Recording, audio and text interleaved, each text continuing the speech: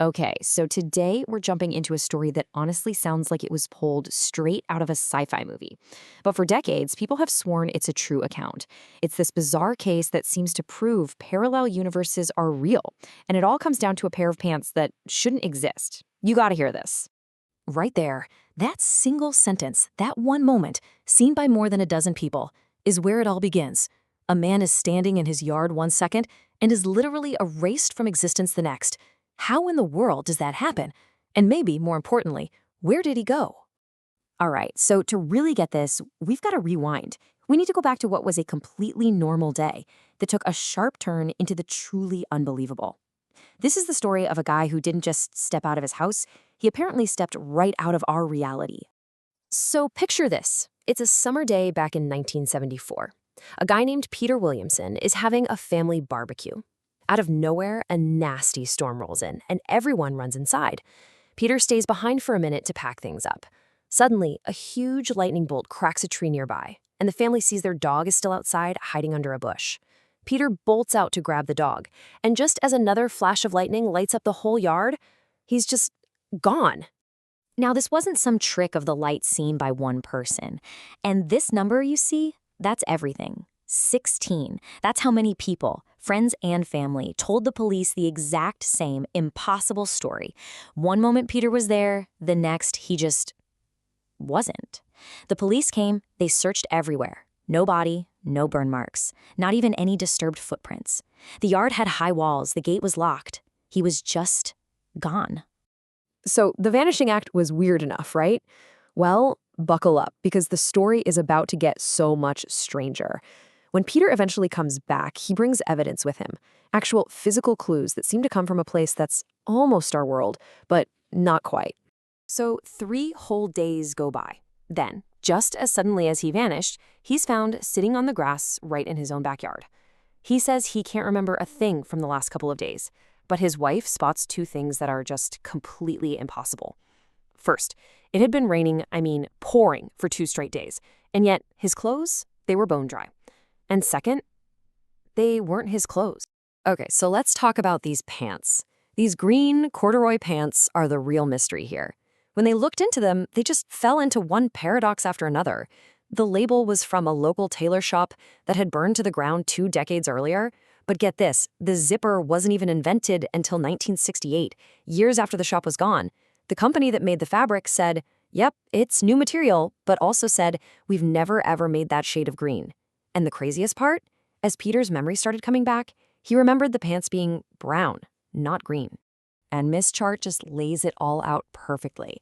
As Peter's memories trickled back, he remembered waking up in a small local hospital that, in our reality, doesn't exist. He said another patient loaned him the pants, a guy whose initials, JB, were in them. Well, those initials were traced to a man named John Blackwood. In Peter's world, John Blackwood had died in a mine collapse back in 1953. But in the world Peter remembered, that tailor shop was still in business and John Blackwood was alive and well. It's like he'd stepped into a world where history had taken a slightly different path. So how on earth could any of this be possible? Well, the story offers up this totally mind-bending explanation, one that doesn't come from some ghost story, but from the world of theoretical physics. It's time to see how science might just make a case for a man from a parallel universe. You ever heard of the many worlds interpretation? It sounds like pure science fiction, but it's a totally legitimate, though super debated, scientific theory. Basically, it says that every time there's a quantum event, reality doesn't just pick one outcome. It picks all of them. The universe literally splits, creating infinite parallel worlds and, yeah, infinite versions of you. Here's a quick way to think about it. At the tiniest level, a particle, like an electron, can be in multiple states at the same time. That's called superposition. Now, this theory says that when we look at it, we don't force it to choose a state. No, the whole universe splits in 2. In one universe, we see the electron spinning up, and in a brand new, equally real parallel universe, we see it spinning down. Both things actually happen. And it gets even cooler. A more recent version of this idea, the many interacting worlds theory, suggests these universes aren't totally walled off from each other. They can actually push and pull on each other, which might just explain some of the really bizarre things we see in quantum physics that we can't explain any other way. And this This is where the sci-fi of it all crashes right into Peter Williamson's supposed reality. If these worlds are out there, what kind of crazy event could generate enough raw power to punch a hole between them? You'd need a massive, massive surge of electromagnetic energy. Something like, say, a lightning strike. I mean, it is the perfect story, right? You've got tons of eyewitnesses, you've got impossible physical evidence, and you've even got a wild scientific theory that makes it all seem, well, plausible. It's a modern mystery that really makes you question everything you think you know about reality.